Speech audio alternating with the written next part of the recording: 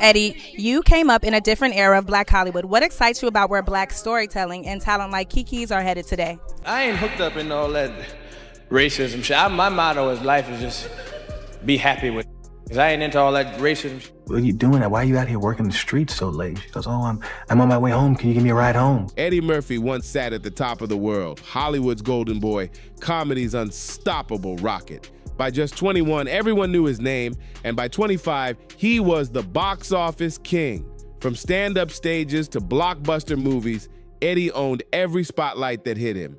He scooped up trophies like candy, a Golden Globe, a Grammy, an Emmy, and even bagged the Mark Twain Prize for American Humor in 2015, followed by the legendary Cecil B. DeMille Award in 2023. I've heard you say that the one movie you feel truly represents you the best as an actor and your capabilities is The Nutty Professor. Yeah, Nutty Professor has a bunch of stuff in it. It's all these different characters. He wasn't just another comedian, Eddie was comedy. The man could transform into anyone, from an old Asian man to a wisecracking donkey. Pure genius. But then, just when it seemed like nothing could touch him, he disappeared. Scandals, movie flops, and burnout hit hard. The laughter slowed down, the fame faded, and Hollywood, the same place that once crowned him king, suddenly shut its doors. For years, Eddie Murphy became a mystery. The kid who ruled the stage was now nowhere to be found. But Eddie's story isn't just about fame lost. It's about survival, family, and finding purpose when the camera stopped flashing. So what really went down with Eddie Murphy? Let's rewind and back to the Brooklyn streets where it all began. I ain't hooked up in all that racism shit. My motto is life is just be happy with it. Because I ain't into all that racism. Eddie was born on April 3rd, 1961, and raised in Bushwick with his mom, Lillian, his dad, Charles, a New York cop and part-time comedian, and his brother, Charlie. But life hit hard early. His parents split when he was only 3, and tragedy struck 5 years later when his father was killed by his girlfriend in a violent incident. His mom fell ill and spent time in the hospital, eventually remarrying Vernon Lynch, who worked at an ice cream factory.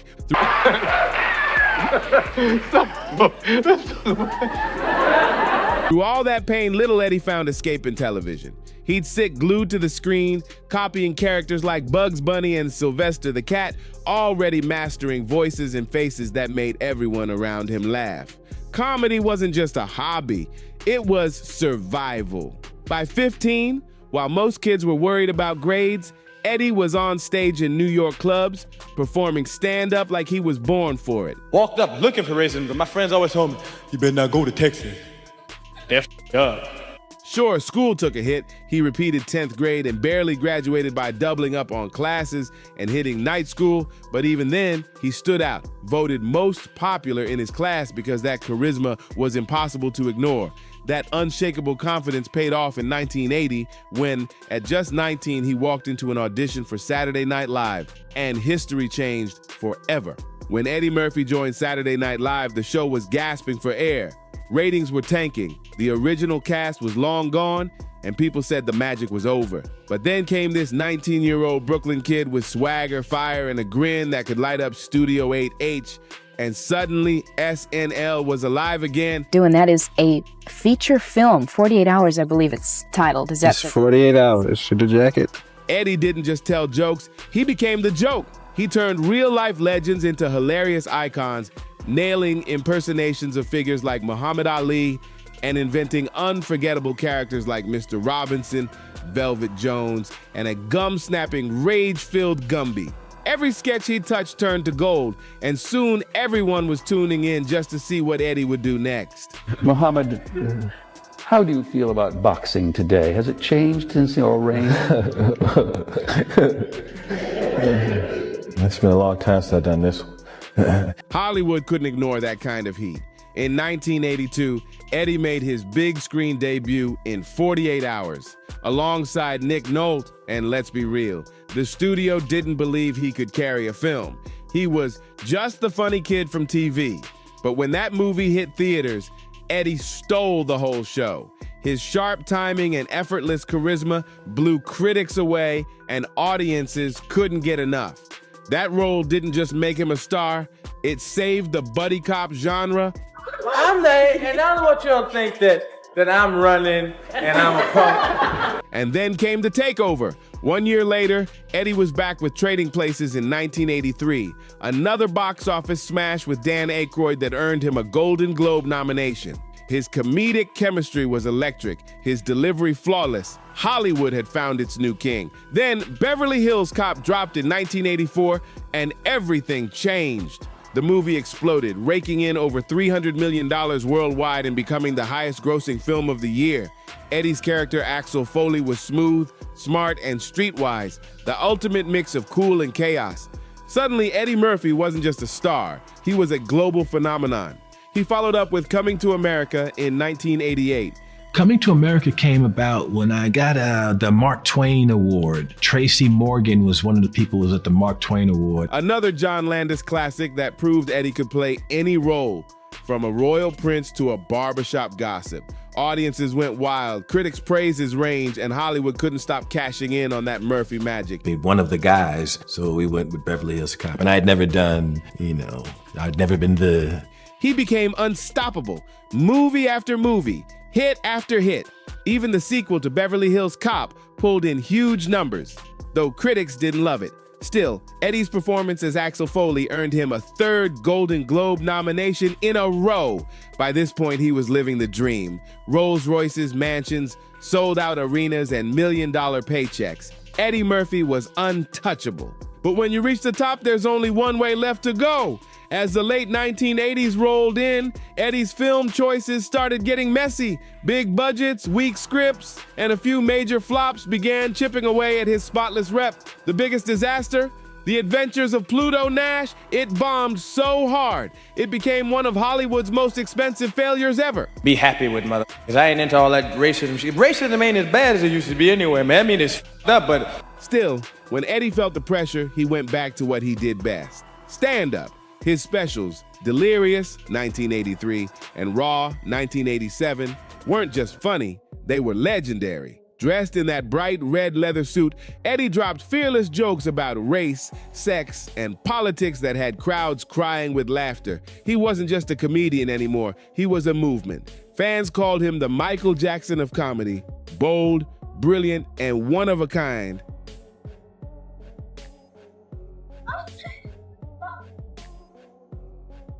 And speaking of Michael Jackson, Eddie even dropped a hit song, Party All the Time, that ruled the charts.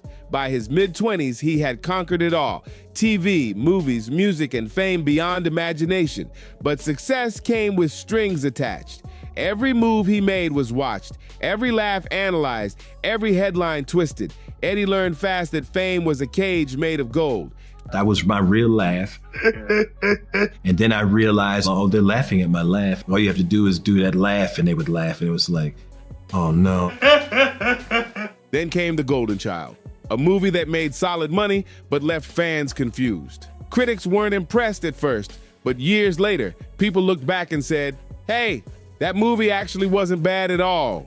And then Coming to America hit, silencing every critic, smashing every doubt, and proving that Eddie Murphy was still the funniest man alive. Eddie Murphy proved he could do what few actors ever dared, play everyone in his own movies. He didn't just act, he transformed. From slick hustlers to loudmouth grandmas, he made audiences forget it was all the same guy. But maybe, just maybe, sequels didn't love Eddie back the same way fans did. Films like Another 48 Hours and Beverly Hills Cop 3 had all the flash, but the spark, gone. They weren't total disasters, but fans didn't feel that Eddie magic anymore. Then came Boomerang and The Distinguished Gentleman, both packed with potential, but neither really hit home. For the first time, the laughter started to fade. Cracks were forming in the once flawless empire of Eddie Murphy. And Coming to America, if you were to reprise Harlem Nights, can you name me 3 comedians that you would put in this? By 1989, Eddie was still the man, unstoppable, rich, respected. So he decided to take total control and prove he could do it all with Harlem Nights. He wrote it, directed it, and starred in it. His passion project, his big statement to Hollywood. But critics didn't hold back. They destroyed it. The reviews were brutal, calling it flat and self-indulgent. For the first time ever, Eddie's invincibility was in question. I mean, because that's the last time you directed. I was just curious. Maybe we could talk about that some other time. Still, Eddie wasn't the type to fold. He didn't play the Hollywood game. He didn't fake smile at execs, didn't chase award voters, didn't care about rubbing elbows at fancy parties. But behind that confidence, trouble was brewing. Whispers started to spread. Eddie was difficult. Studios said he was stubborn, hard to direct, even unpredictable. But the real shift wasn't just about Eddie. Hollywood itself was changing fast. His unfiltered, raw comedy that once made him a legend started to clash with the new era of political correctness. The jokes that once made people fall out of their seats were now being criticized as too much. The world wanted cleaner laughs, and Eddie had to adjust fast. I had no idea until I saw it that you were playing 7 characters. So he flipped the script and reinvented himself. In 1996, The Nutty Professor dropped, and it was a game changer. Eddie vanished under layers of makeup, transforming into not 1, not 2, but 7 completely different characters. Each one hilarious, each one unforgettable. Fans were stunned. Wait, that's all Eddie? It was pure genius. His performance reminded everyone that he wasn't done. Not by a long shot.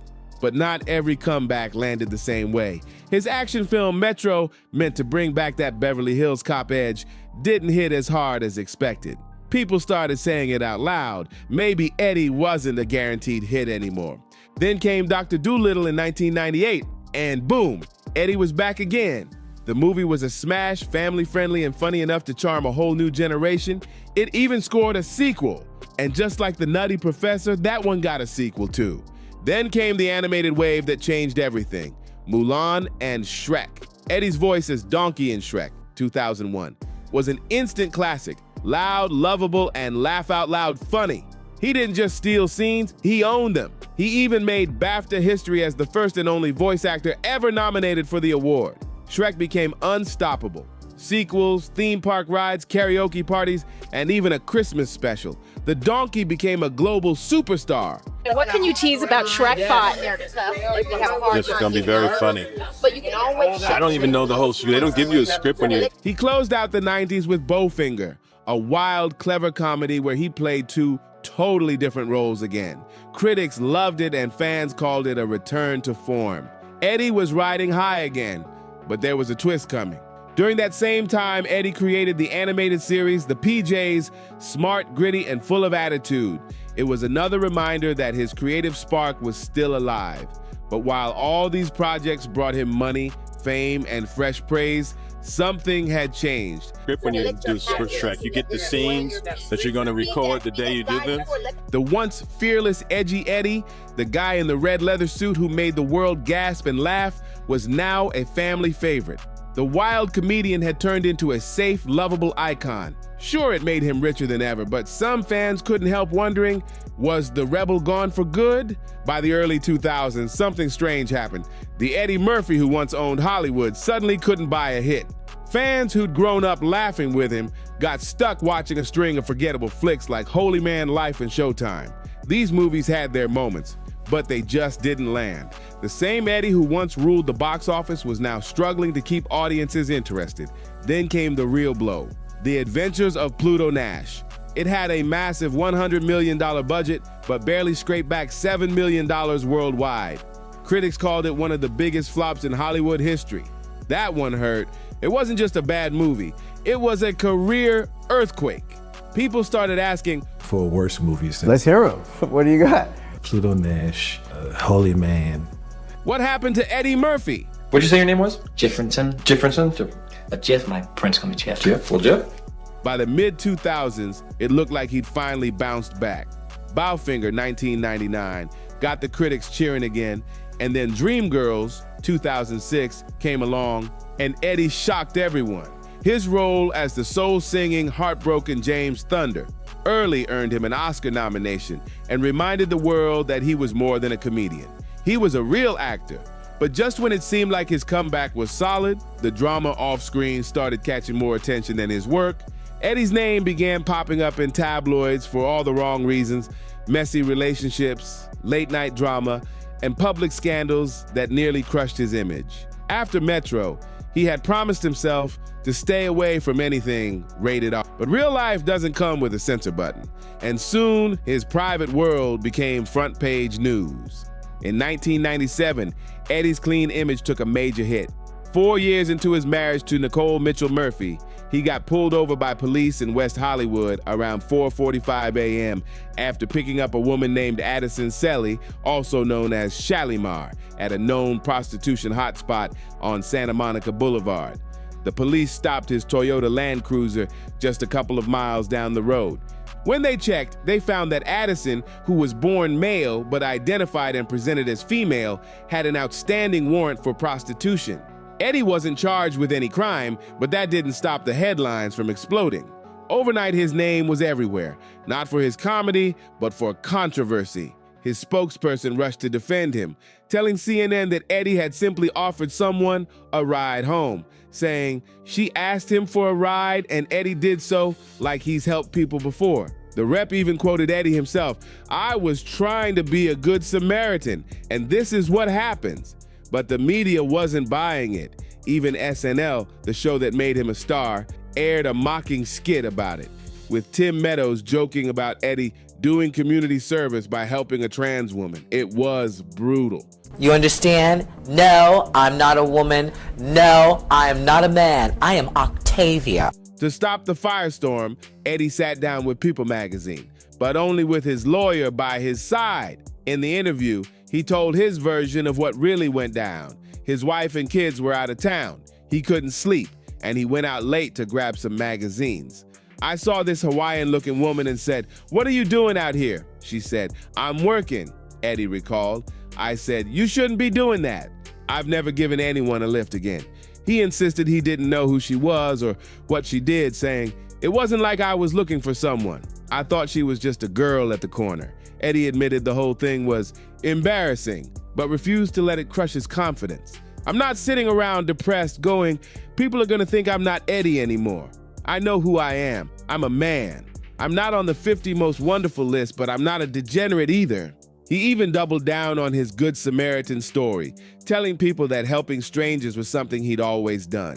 "What people don't know," he said, "is that for years I drive through Manhattan at night and give money to people on the streets." It's very simple. There's 3 things you do. Just do these 3 things. Pay your taxes. But Hollywood isn't kind to scandal. Even though he wasn't arrested, the damage was done. The jokes, the tabloid headlines, and the late-night talk show punchlines made Eddie look like a walking controversy. It was one of those moments that could end a career, and for a while, it almost did.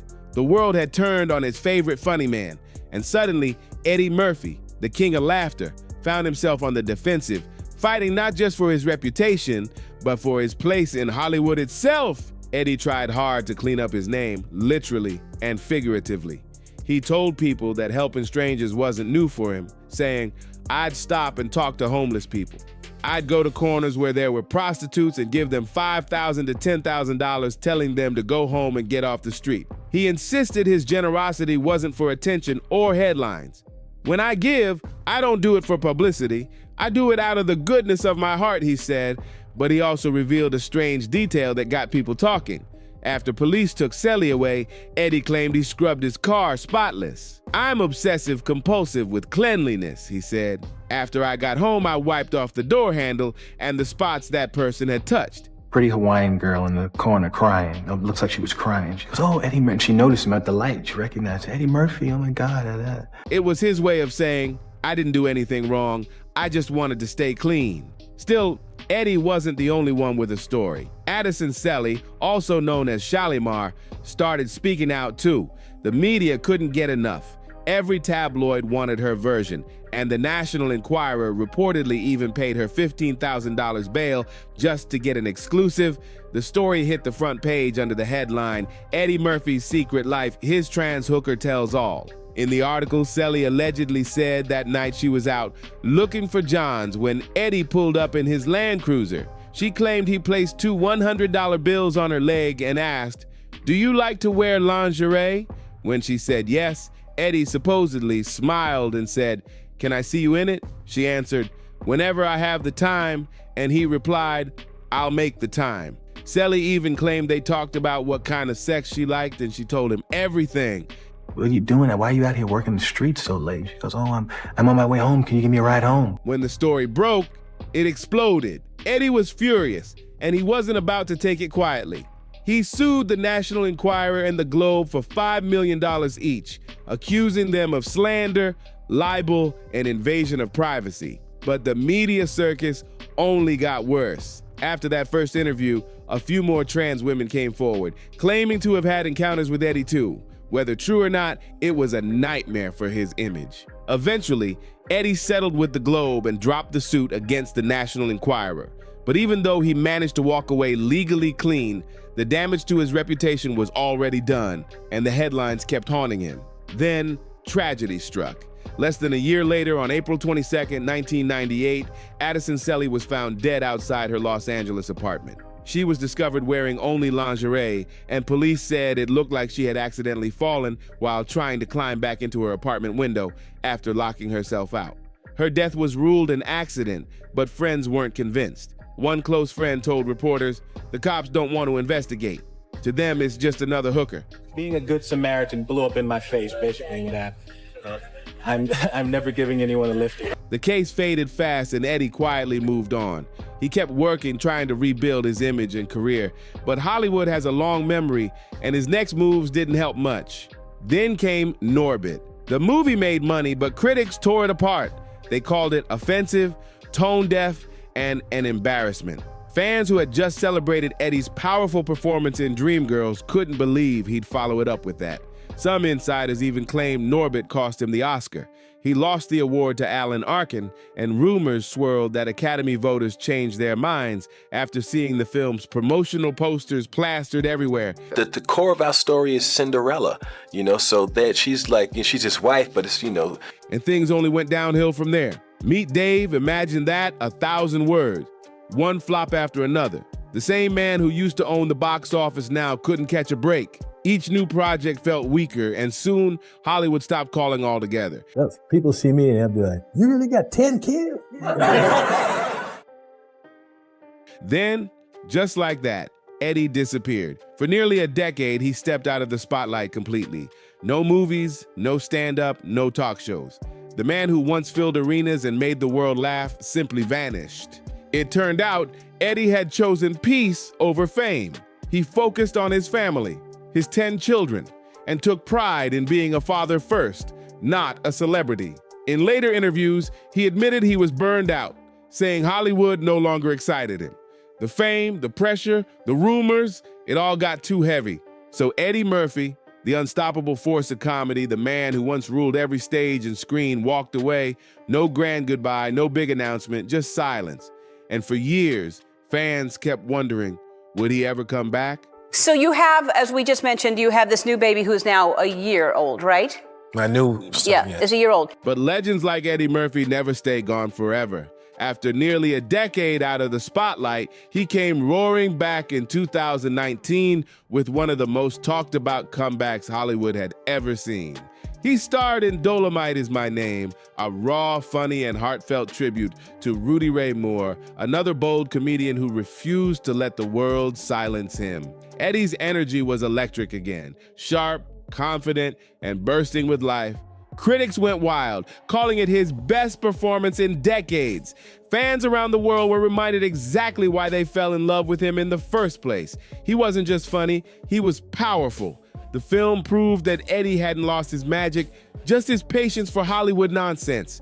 Not long after, Netflix came calling, and Eddie signed a major deal to return to stand-up comedy.